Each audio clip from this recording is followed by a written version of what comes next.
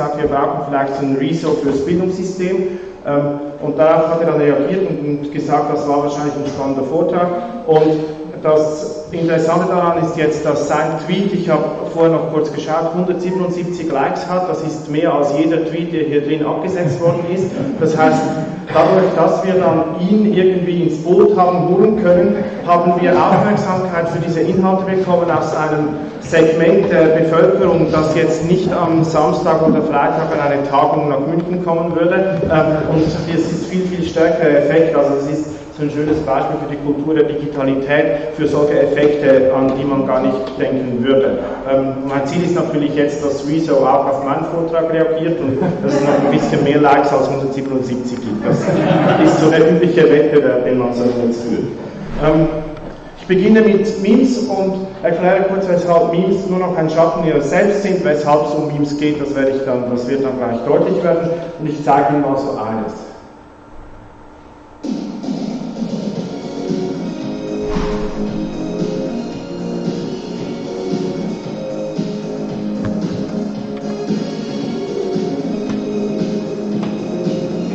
Rick Astley, wenn Sie ihn nicht kennen.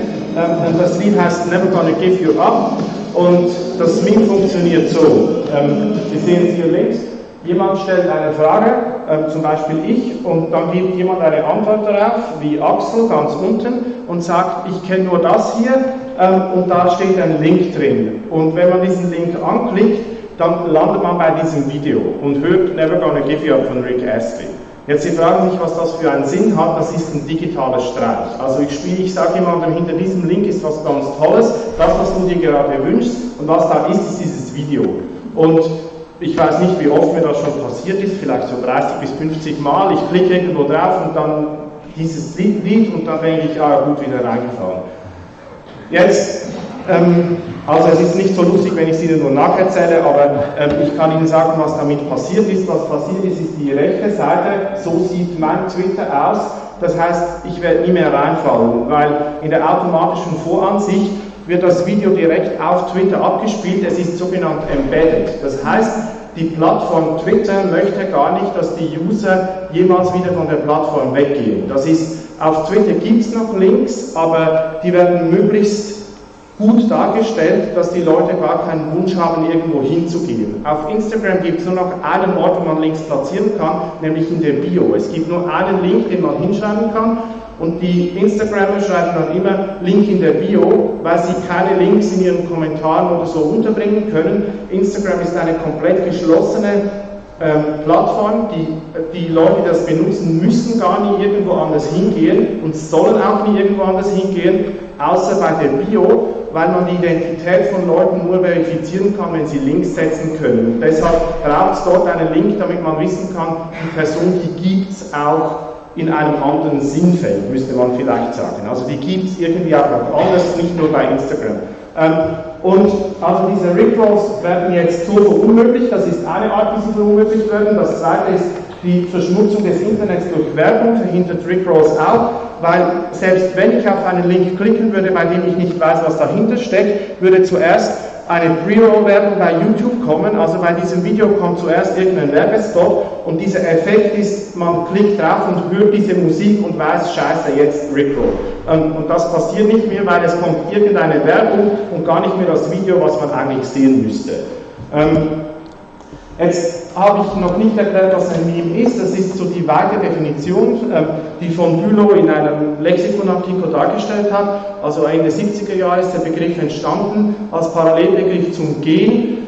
Die Idee ist, dass ein Gen eine Informationseinheit hat und Dawkins sagt, das, was eigentlich passiert, ist, dass eine Informationsselektion stattfindet. Also Evolution ist Variation und Selektion. Informationen werden variiert und einige davon dann selektioniert. Also wenn ich auf Rick Astley eingehe, Sie können das mit jedem Video machen. Sie können irgendeinen nervigen Popsong aus den 80er Jahren nehmen und dann sagen, ich mache jetzt damit, verarsche ich jetzt die Leute, wenn Sie was fragen, sage ich Ihnen, klick mal da drauf.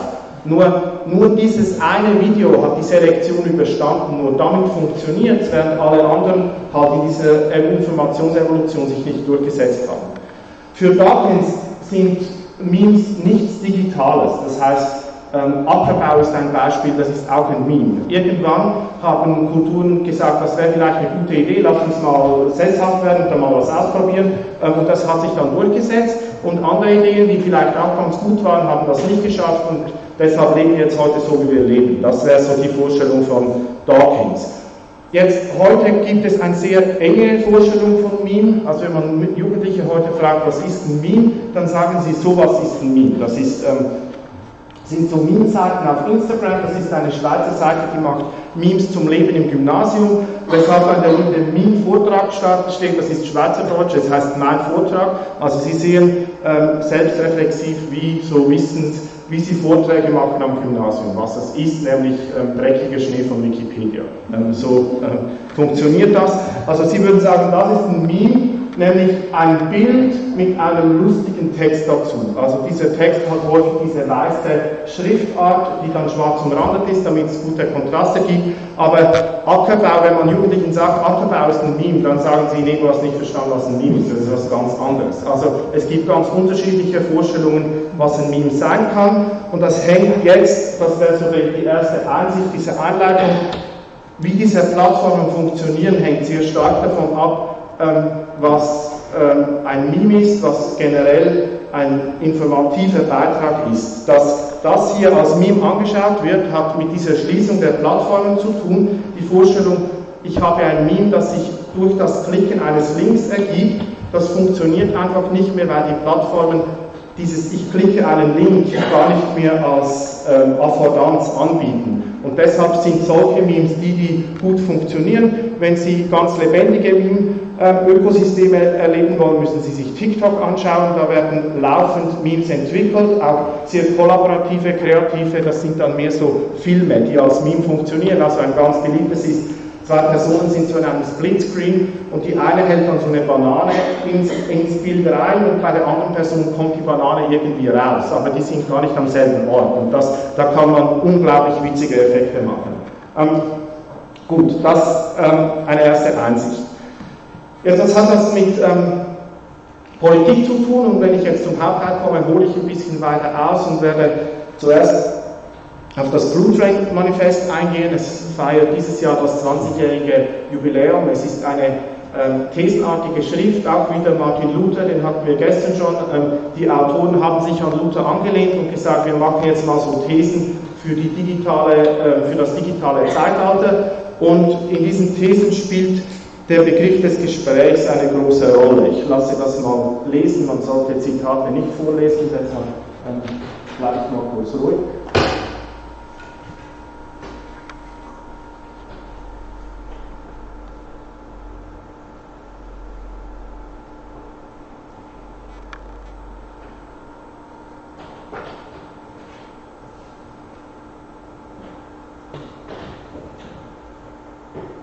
Jetzt kann man aus heutiger Sicht sagen, diese Euphorie oder Begeisterung des Autorenteams, die ist etwas übereilt gewesen. Wir würden heute nicht mehr sicherlich diesen Schlusssatz äußern, it can't be fake. Wir würden sagen, vieles im Internet ist gefaked. Wir haben nicht eine authentische menschliche Stimme, sondern eine vielfach verformte menschliche Stimme, was wiederum mit den Affordanzen der Plattformen zu tun hat, dass die so verformt wird. Und die zweite Vorstellung ist, dass die Märkte zu Gesprächen werden. Das ist so ganz naiv. Sie denken, ich buche also wenn Sie sich noch an diese Reiseprospekte erinnern, ich buche jetzt mal ein schönes Hotel in Spanien, das ist direkt beim Strand und dann steht ja dann sowas wie in Strandnähe und dann merken Sie, okay, das ist ein Dorf vom Strand entfernt und ich muss zuerst noch irgendwie mit dem Bus dahin kommen und dann denken Sie, erste Interneterfahrung ist, da schreiben Leute Kommentare und schreiben dann hin, das ist gar nicht beim Strand und dann zweite Interneterfahrung, ich mache da irgendwie direkt, trete ich mit Leuten in Kontakt und die erzählen mir so, wie das Hotel gewesen ist.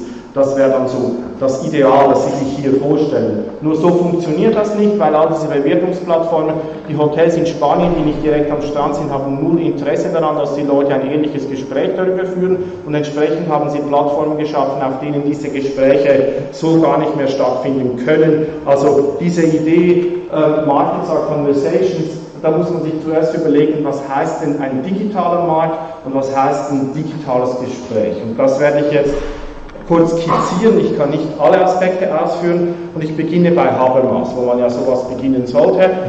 Also daran die Vorstellung, es gibt ein reales Gespräch und es gibt ein ideales Gespräch. Und jetzt, wie funktioniert das Gespräch über Habermas 90. Geburtstag? Das funktioniert so.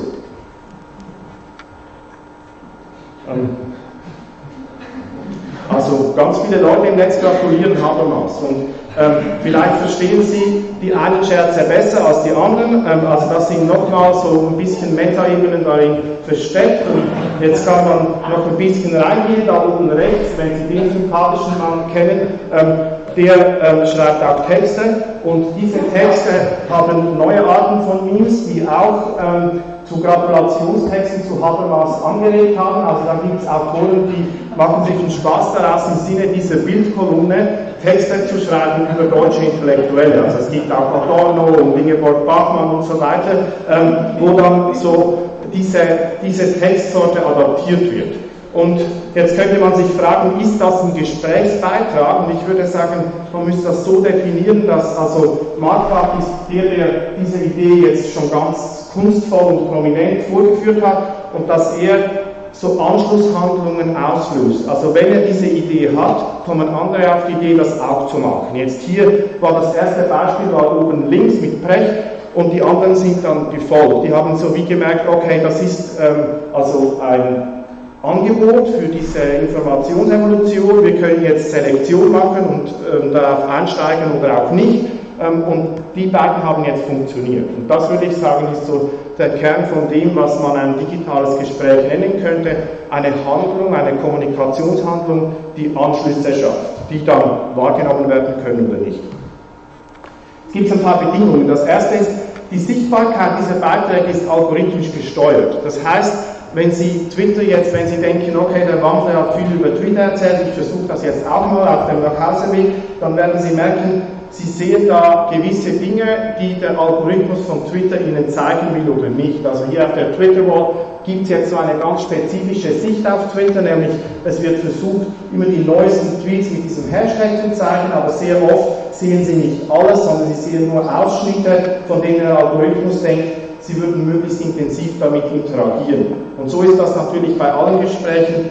Ganz oft sehen Sie Dinge gar nicht, die Sie betreffen. Es ist schwierig, alles zu sehen, weil es auch zu viel gibt und entsprechend steuern Algorithmen die Sichtbarkeit. Und diese blaue Checkmark, das habe ich noch hinzugenommen, weil meine These ist, dass Rezo auch deshalb meinen Tweet gesehen hat, weil ich ein verifiziertes Konto habe, was eine andere Art von Sichtbarkeit gibt. Also damit sagt Twitter, wie dieser Person kann man irgendwie vertrauen, die hat was zu sagen, die gibt es auch wirklich und das ist, das wirkt sehr paradox. Seit ich das habe, wird der Ton im Netz deutlich rauer mir gegenüber, weil die Leute denken, der gehört irgendwie zu einer Art Elite, der ist was Besseres als wir sind, das ist so meine Vermutung, und das führt dann auch zu Ablehnung. Also so schaffen alle Plattformen mit dieser Verifizierung so zwei Ebenen von Usern, die Power-User und die regulären Alltags-User, die das dann eben nicht haben. Dann muss man verstehen, entsprechend, weil diese Sichtbarkeit algorithmisch gesteuert wird, gibt es ganz viele Kampagnen, also es gibt Unternehmen, die sich damit beschäftigen, wie kann ich Inhalte sichtbar machen, wie kann ich Gespräche entfachen und so eine einfache Faustregel ist, alles was viral geht, was viel gesehen wird, ist immer Gegenstand einer Kampagne. Das passiert nie. Also die Vorstellung, jemand äußert sich mal ganz spontan zu etwas und das explodiert und am nächsten Tag haben es 3 Millionen Leute gesehen. Also wenn Sie denken, wenn ich auf Twitter mal was Schlaues schreibe, kann es sein, dass morgen Millionen Leute das gesehen haben. Ich würde sagen, das passiert nie. Das ist immer geplant, immer gesteuert, da gibt es immer eine Kampagne dahinter.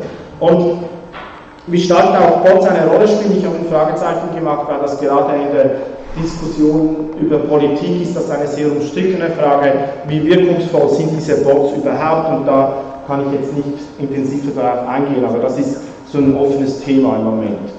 Die Gespräche werden vermessen und dann in der Aufmerksamkeitsökonomie auch verwertet, also Aufmerksamkeit ist Geld und diese vermessene Aufmerksamkeit, wenn ich sichtbar machen kann, wer worüber spricht, wer wie worüber spricht, Genau hat diese Emotionalität auch gezeigt, die man vermessen kann. Also es gibt gute Programme, die sagen können, wie ist die Stimmung jetzt zum Beispiel hier drin. Also wenn wir diesen Hashtag nehmen, der da ist, dann kann man mit Software sagen, wie ist die Stimmung der Leute, die darüber diskutieren im Moment, wie fühlen die sich, und entsprechend kann ich das natürlich für Marketing sehr gut verwerten. Also jedes Gespräch, das im Netz stattfindet, kann ich auch, da kann ich Daten rausgewinnen, mit denen ich Geld verdienen kann. Also ein Hashtag, der Hashtag, all das, was dazu getwittert worden ist, hat ungefähr einen Wert von 1.000 € bis jetzt. Ich habe ausgewertet Twitter-Lehrerzimmer, dieser Hashtag, der intensiv benutzt wird, und der hat so über das letzte Jahr einen Wert von 12.000 €. Aber da sind viel, viel mehr Leute beteiligt, die viel intensiver twittern. Also das lässt sich wirklich so runterbrechen. Jetzt, der digitale Marktplatz hat auch so gewisse Bedingungen. Die eine Bedingung ist, dass eine Eigenschaft ist, dass die Wertschöpfung etwas unklar ist. Man sagt häufig diesen falschen Satz, wenn ein Dienst nichts kostet, bist du das Produkt. Dieser Satz ist komplett falsch, weil ich bin nicht das Produkt von einem Dienst. Ich wurde noch nie verkauft und Sie auch nicht. Sondern was verkauft wird, sind Metadaten. Also Leute haben da naiverweise auch die Angst davor, wenn jetzt dieser Dienst sagt, ich kann deine Inhalte irgendwie verwerten, dann nimmt eine Werbekampagne meine tollen Instagram-Bilder und verkauft die. Aber daran hat niemand ein Interesse. Also das hat keinen Wert, was wir an Inhalten produzieren, sondern die Daten haben einen Wert, und dieser Wert ist häufig sehr mysteriös. Also der wird durch so Start-up-Ökonomie, wird diesen Datensammlungen einen Wert zugeschrieben, den sie eigentlich nicht haben. Also es ist recht ähnlich wie Blockchain. Also wenn Sie Leute fragen, was ist die Blockchain, was ist ihre Bedeutung, dann sagen alle Leute, das ist wahnsinnig wichtig. Und wenn Sie fragen, gibt es eine konkrete Anwendung, die man damit machen kann, dann es gibt keine Anwendung im Moment in Deutschland, die Sie mit Blockchain besser machen können als mit etwas anderem. Also Blockchain ist ein leeres Versprechen, in das enorm viel Geld investiert wird, genauso mit diesen Datensammlungen im Netz. Da haben die Leute Angst, was da irgendwie an Werbung und so weiter passieren würde, aber wenn Sie ganz viele Daten haben, im Moment wissen sehr wenige Leute, was man mit diesen Daten überhaupt machen soll. Also die Daten werden mal gesammelt, dann wird gesagt, es hat einen Wert, aber wo ist dieser Wert überhaupt? Dann ist auf diesem digitalen Marktplatz hat sich die Idee des Influencer-Marketings sehr stark durchgesetzt, dass man sagt, Marken müssen nicht direkt mit Leuten kommunizieren, sondern über solche Influencer, die dann eigentlich schon eine Bindung haben, und wenn die dann sagen, schau mal, ich dusche jetzt mit diesem neuen Duschmittel, dann kaufen das ganz viele Leute, weil sie von diesen Influencern irgendwie abhängig sind. Das ist so eine Idee, die sich durchgesetzt hat. Und da gibt es noch ein paar weitere Punkte, die lasse ich für den Moment weg. Ich denke, es ist klar geworden, dass was Markets are Conversations und Conversations are Markets, dass unter den Bedingungen der Kultur der Digitalität ganz andere Bedeutungen hat, als vor 20 Jahren angenommen worden ist, dass man zuerst klären muss, was ist ein digitales Gespräch, was ist ein digitaler Markt. Und ganz häufig wird von so dieser Alt-Right-Seite die Idee ins Spiel gebracht, eine Universität beispielsweise müsste ein Marktplatz der Ideen sein. Also so an so einer Tagung würden Leute kommen und die würden dann Ideen vorstellen, und irgendwie könnte man auswählen, welches ist dann die richtige Idee, die beste, und die setzt sich dann durch. Und das ist natürlich nur ein Versuch, die Akademie zu delegitimieren, dass man sagen kann, da kann eigentlich jeder kommen und irgendwas sagen, weil es ist ein Marktplatz, das ist es. Wissenschaft ist kein Marktplatz in dem Sinne, wie sich diese Alt-Right-Bewegung vorstellt, und sie selber glauben auch gar nicht daran, weil diese Alt-Right-Bewegung ja mit Memes arbeitet und gar nicht mit Ideen. Also sie sagen nicht, ich habe eine tolle politische Idee, sondern sie versuchen, was sie bei Trump sehen, seine Technik beispielsweise, seine politischen Gegner zu verunglimpfen mit Begriffen, dass er so an Begriffen das festmacht, das ist Meme-Kommunikation. Also er will Memes verbreiten, macht diese Angebote, dass er dann immer von Crooked Hillary spricht, das ist ein Versuch, ein Meme zu etablieren, und dadurch versucht er Politik zu machen, nicht mit irgendwelchen Ideen, die sich auf einem Marktplatz durchsetzen, sondern mit Frames, wie man dem so in diesem etwas umstrittenen psychologischen Begriff sagt.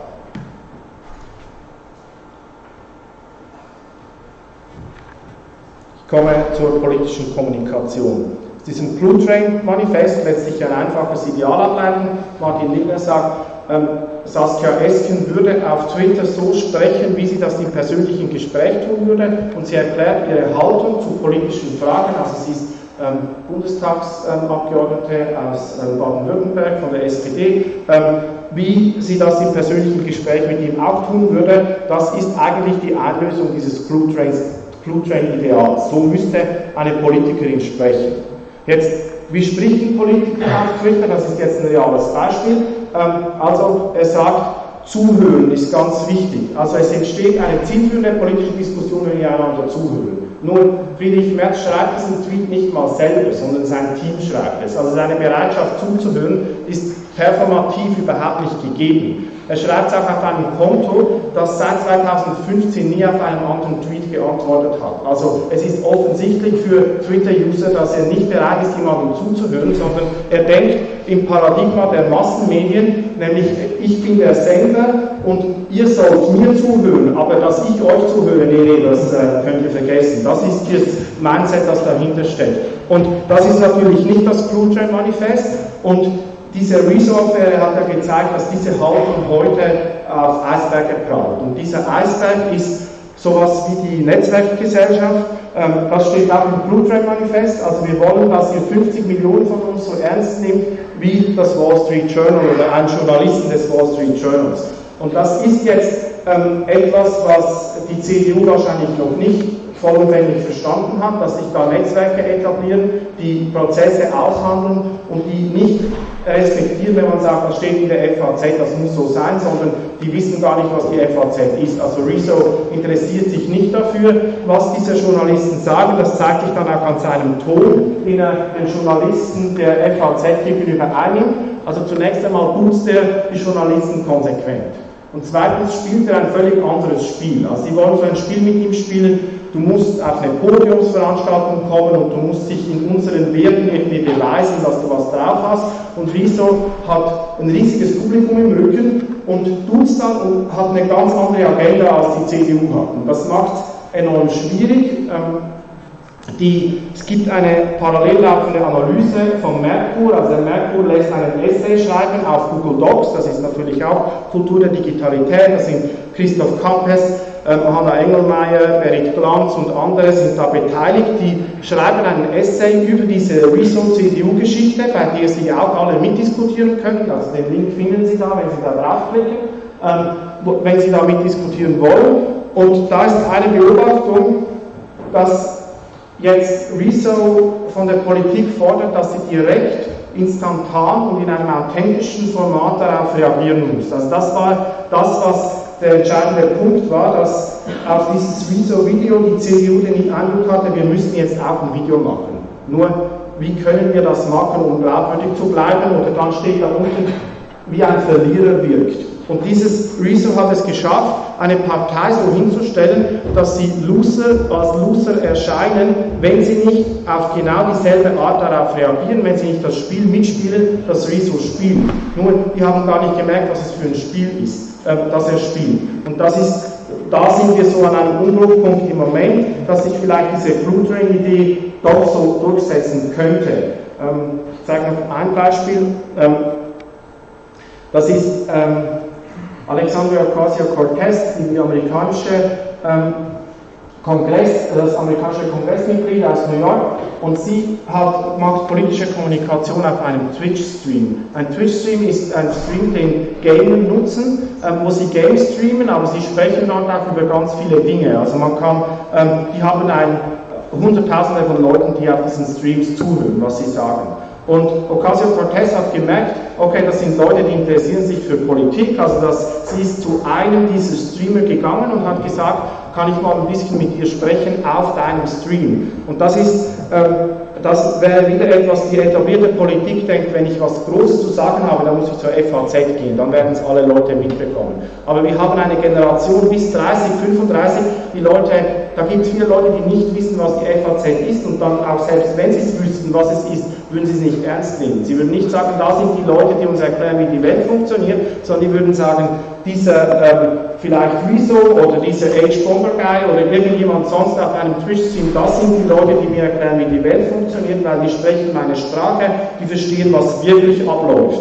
Und dadurch, dass etablierte Partei, die nicht mal wissen, was ein Twitch-Stream ist oder was ein Zerstörungsvideo ist. Also das Wort Zerstörung ist ja an sich schon problematisch. Das müsste man zuerst verstehen, dass es eben auch ein Meme ist. Dadurch zeigen sie, dass sie gar kein Interesse hatten, an so einem Gespräch teilzunehmen. Und Ocasio-Cortez ist so das Symbol einer neuen Generation, die diese Formen wahrnimmt und merkt, dass da ein relevantes Publikum auch auf diese Art zu erreichen ist. Ich fasse das ein bisschen wissenschaftlich zusammen, was Dirk Becker in einem längeren Interview sagt. Er sagt, das ist Kontrollüberschuss und Sinnüberschuss. Kontrollüberschuss in dem Sinne, dass wir von ganz vielen Ebenen, ganz viele Personen, Akteure haben mit technischen Möglichkeiten Angebote und Kontrolle, Kommunikation zu kontrollieren, sie auszuwerten. Und dadurch entsteht ein Sinnüberschuss, weil es so viele Filtermöglichkeiten, Handlungsmöglichkeiten gibt, dass ich die gar nicht alle ausüben kann. Also ich habe mehr Kontrollmöglichkeiten, als ich überhaupt ausüben kann. Und dieser Sinnüberschuss, da sagt er, ich habe mehr Möglichkeiten, also wir alle könnten einen YouTube-Kanal eröffnen, wir könnten ein tolles Instagram-Profil machen, also mehr als wir Zeit und Energie haben wir Möglichkeiten, aber auch 7 Milliarden andere Menschen haben Möglichkeiten und was jetzt passiert, ist eigentlich die Aushandlung, wie sich meine Möglichkeiten mit den Möglichkeiten anderer Menschen, wie sich die dazu verhalten. Und das ist ja gerade dann auch das, was man Politik nennen könnte. Wenn man das sehr positiv liest, könnte man sagen, ja, die Cluetrain-Voraussagen, die bewahrheiten sich vielleicht doch noch. Also das kann sein, dass diese Gespräche sich durchsetzen. Und auf der anderen Seite kann man natürlich auch Reason, das habe ich jetzt abgekürzt, kann man sehr kritisch lesen, nur so als Bemerkung, er hat einen sehr positivistischen Faktenbegriff, also so diese Art, ich stütze das alles mit Quellen ab, das zeigt, dass er man könnte auch sagen, eine naive Vorstellung davon hat, was Wissen ist, was Fakten sind und die politisch eigentlich auch gefährlich sein kann, sich so zu orientieren und deshalb muss man sagen, diese Cluetrain-Voraussagen entfalten sich nur unter den Gesetzmäßigkeiten der Plattformökonomie. Also deshalb, das wäre so die Gegenthese, diese Voraussagen erfüllen sich gerade nicht. Die Plattformen lassen es nur so erscheinen. Also das Rezo-Video ist nur so erfolgreich, weil YouTube damit Geld verdienen kann. Das wäre die negative Sicht. Also es geht eigentlich nur darum, diese Inhalte an Leute zu bringen, um ihnen Werbung verkaufen zu können, aber die Inhalte selber spielen eine sehr untergeordnete Rolle und die Klicks sind dann eigentlich das, was relevant ist oder die verkaufbare Aufmerksamkeit. Kommen wir zum letzten Teil. Was müssen denn junge Menschen lernen, wenn sie sich mit solchen Phänomenen der digitalen Politik 2019 kompetent auseinandersetzen wollen? Zunächst müssen Sie Massenmedien und Social Media als Kombination verstehen. Das ist komplexer, als man denkt. Also wenn Sie Leute sehen, die in Talkshows gehen oder die am Fernsehen auftreten, in der Zeitung auftreten, dann ist das schon länger so. Also das ist etwas, was ich von Martin Lindner gelernt habe. Er sagt, wenn du etwas schreibst, dann musst du tweetbare Sätze formulieren. Also du musst immer Sätze unterbringen, die Leute twittern würden. Und dieses Prinzip, das befolgen erfolgreiche Politikerinnen heute auch, wenn sie in Talkshows gehen, sagen sie Sätze, die als Clips rausgenommen werden und auf Social Media gestreut werden. Also sie verstehen Auftritte auf Massenmedien so, also die aktuelle Talkshow, über die sich alle Leute aufregen, die hat einen Cycle und nächste Woche kommt die nächste Talkshow, dann ist sie komplett vergessen. Aber wenn du es schaffst, ein Meme zu schaffen, etwas so zu sagen, dass es hängen bleibt, dann überdauert das eigentlich diesen Aufmerksamkeitszyklus. Also auf Social Media gibt es Inhalte, die länger haften bleiben als in den Massenmedien. Also dieses Rick Astley-Video vom Anfang ist ein gutes Beispiel. Rick Astley ist schon längst abgeschrieben gewesen als Star, der ist nicht ein produktiver Künstler, den man ernst nimmt, aber sein Video hat weiterhin in dieser digitalen Kultur oder Kultur der Digitalität performt und viele Klicks bekommen, die ihm zu dieser Aufmerksamkeit verholfen haben. Also und umgekehrt schreiben Massenmedien heute, ein großer Teil der Texte in Massenmedien ist Transkription von dem, was im Internet längst diskutiert worden ist. Also wenn ich Zeitung lese, dann denke ich immer, das habe ich schon viel direkter und viel besser im Netz gelesen. Also da steht wenig, was jetzt auf andere Arten nicht schon diskutiert worden wäre, und insofern gibt es Schichten von politischer Kommunikation, die aufeinander bezogen sind. Und an der Schule wird sehr stark Medienkompetenz in Bezug auf das Paradigma der Massenmedien vermittelt.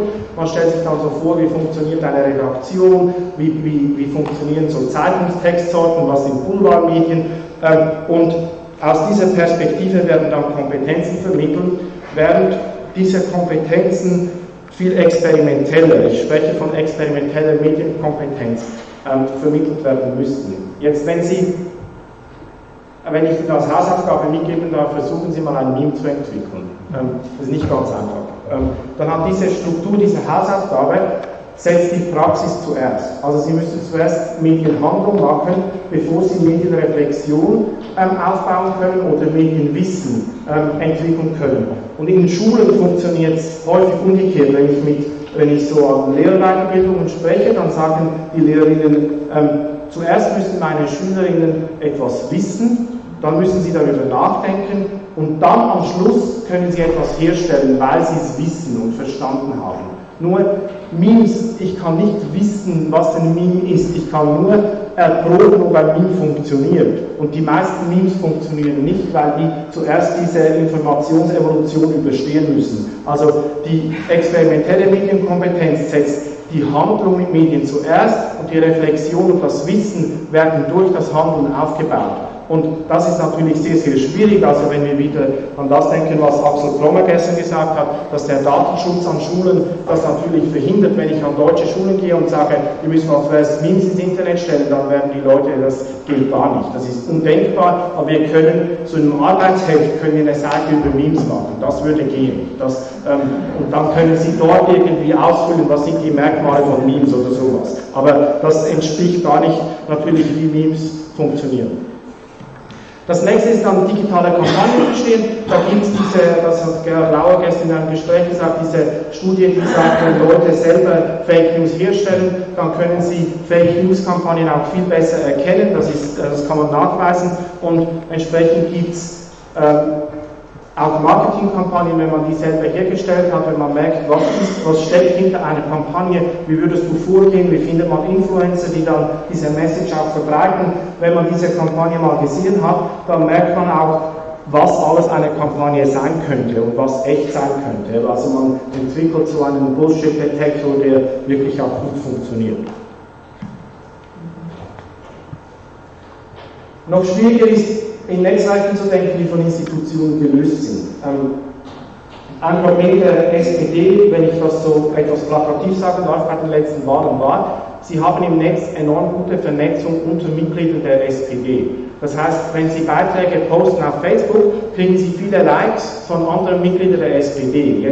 Das ist völlig witzlos, weil Mitglieder der SPD wählen natürlich SPD. Das ist gar kein Publikum, das ich ansprechen muss.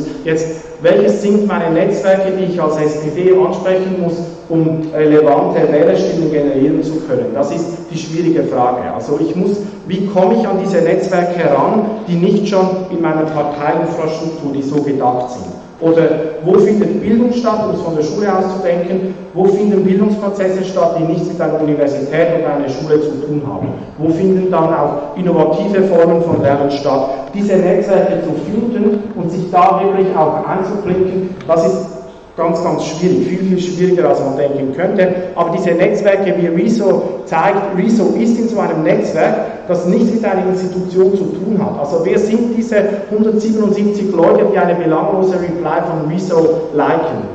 Keine Ahnung. Also da kann man dann schnell wieder, auch Gerhard Lauer hat das so gesagt, man kommt schnell wieder dazu zu sagen, das sind so oberflächliche Internet-Kids. Aber offenbar läuft da ein bisschen mehr als einfach oberflächliche Internet-Kids. Das möchte ich noch ein bisschen besser verstehen. Und zuletzt Gespräche als performative Handlungen verstehen, also zu merken, wie ich ein Gespräch im Internet führe, das hat nichts nur mit diesen Leuten zu tun, mit denen ich spreche. Also häufig sagen mir Leute, du diskutierst da mit Leuten, die kannst du gar nicht überzeugen. Aber ich will die Leute gar nicht überzeugen, ich weiß es auch, dass ich die nicht überzeugen kann. Aber ich kann zeigen, ich finde ein argumentatives Gespräch wichtig und andere können auch mitlesen, mithören, was meine Argumente sind. Ich beteilige mich an diesem Diskurs. Und wer sich nicht beteiligt, sagt dadurch natürlich auch etwas aus. Also es ist nicht so, dass ich bin nicht im Internet und dann kann mir auch nichts passieren, dass das keine Handlung wäre, sondern das hat natürlich einen sehr großen Handlungswert, wenn man das bemerkt, was das bedeutet. Und das müssen Schulen natürlich sehr stark lernen, wenn Schulen sagen, ja, wir sind jetzt einfach mit Twitter, Facebook, Instagram, da wollen wir nichts zu tun haben, dann sagt das ja auch etwas aus, nämlich im entscheidenden Fall versteht man auch nicht, was abläuft. Ich schließe noch mit dieser letzten Anekdote. An meiner Schule hatten wir im letzten halben Jahr ein riesiges Problem, nämlich es gab so anonyme Instagram-Accounts, da konnten die Schülerinnen so Klagen über Lehrkräfte einschicken und die wurden dann anonym publiziert. Also Frau S. kommt immer zu spät oder Herr P., der sieht so aus, als ob er bekifft wäre. Das waren noch so ein bisschen die harmlosen. Es gab noch ein paar schlimmere. Es war nicht so ganz so schlimm. Das ist natürlich etwas, was es seit 20 Jahren gibt. Nur, und die Schulen denken immer wieder, das Problem ist jetzt weg. Jetzt gibt es diese Lehrbewertungsportale nicht mehr, wir haben dieses Problem nicht mehr. Aber natürlich sprechen Schülerinnen immer über ihre Lehrkräfte im Netz. Seit 20 Jahren, das hört nicht auf. Nur ab und zu sehen es die Schulen nicht mehr. Also sie merken dann nicht mehr, wo die Gespräche sind, dann denken sie, jetzt ist alles gut. Niemand spricht mehr im Internet über mich und dann, ups, merken sie, hier ist es wieder und dann kriegen sie ganz viel Angst, aber diese Angst ist auch total unberechtigt, weil sie, also ich kann dann im Anschluss daran haben dann die Schülerinnen, also die Schulleitung hat dann ermittelt, weil sie nicht ermitteln konnte, wer das Konto geführt hat, haben sie ermittelt, wer die Beiträge geliked hat. Dann hatten sie so Listen von allen Schülerinnen, die was geliked haben und haben mit ihnen ein Gespräch gesucht. Und dann haben viele Schülerinnen gesagt, ja wissen Sie, ich gehe das da einfach so durch mein Instagram und ich like einfach alles, was da ist. Und dann haben die Lehrkräfte gesagt, das kann gar nicht sein, das macht niemand. Und ich habe gesagt, doch natürlich, das machen Jugendliche so, das gehört dazu, dass alles, was in meiner Timeline ist, dass ich das liken muss. Und diese Handlung wirklich zu verstehen, was heißt es auf Instagram etwas zu liken, da war jetzt meine Schule komplett überfordert, ein Verständnis davon zu bekommen, was es für einen Handlungswert hat. Also sie hatten das Gefühl, das bedeutet, die sind irgendwie verbandelt mit dieser Person, die das Konto führt, was wahrscheinlich gar nicht gestimmt hat. Ja, das wäre dann das Fazit, dass in den Lehrplänen das, was eigentlich die Grundlagen zeitgemäßer politischer Kommunikation sind, nicht mehr vorkommt. Also was Rezo kann, das hat er wahrscheinlich nicht in der Schule gelernt, sondern er hat es gelernt. Und wie Rezo wirkt, hat sein Publikum wahrscheinlich auch nicht in der Schule gelernt, aber es versteht es trotzdem. Und da entfernt sich jetzt die Schule von dem, was politisch und gesellschaftlich relevant ist und bezieht sich auf eine Art politischer Kommunikation, die überholt ist, und das wird zu einer Herausforderung. Ich bin am Schluss und danke für das.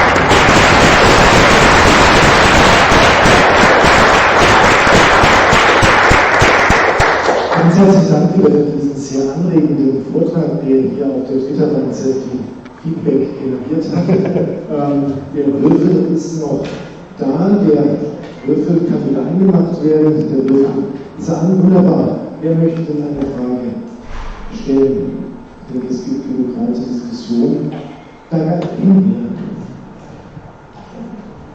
Ja, vielen Dank für diese interessanten Ausführungen zur experimentellen Medienkompetenz und für einen weiten Punkt mitgehen.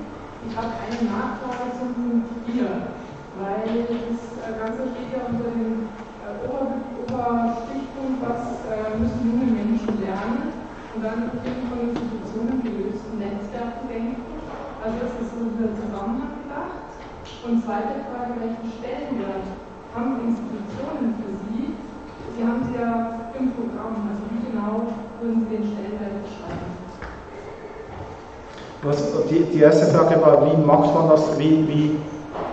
Es ist A beabsichtigt, dass es unter den Oberpunkt kommt, was müssen junge Menschen lernen? Also von Institutionen, die lösten Netzwerken denken, schließt dann so mit dem Schluss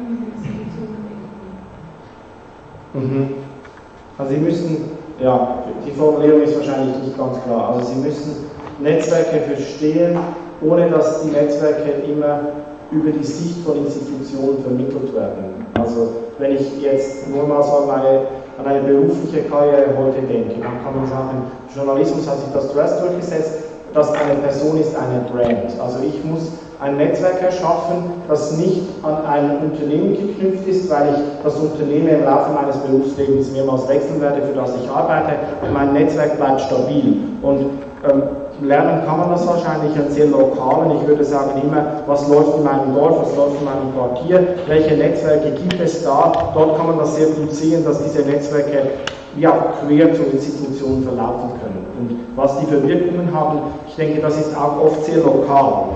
Ich habe diesen Punkt ausgeblendet, dass zu dieser Klimabewegung, dieser Klimastreiks organisiert werden. Ich weiß nicht, wie es in Deutschland läuft, ich weiß recht gut, wie es in der Schweiz läuft. Enorm lokale Chat- und Instagram-Gruppen, wo die Leute eigentlich alle einander kennen und die vernetzen sich dann und bilden dazu auch Arbeitsgruppen, aber es gibt eigentlich keine Institution. Also sie orientieren sich nicht an einer politischen Partei, nicht an irgendwas Institutionellem, sondern es sind so Bottom-up-Netzwerke und das war so ein bisschen damit gemeint. Also das müsste man dann auch wieder experimentell, kann ich so ein Netzwerk schaffen, kann ich Leute einbeziehen, die jetzt nicht an der Institution tätig sind.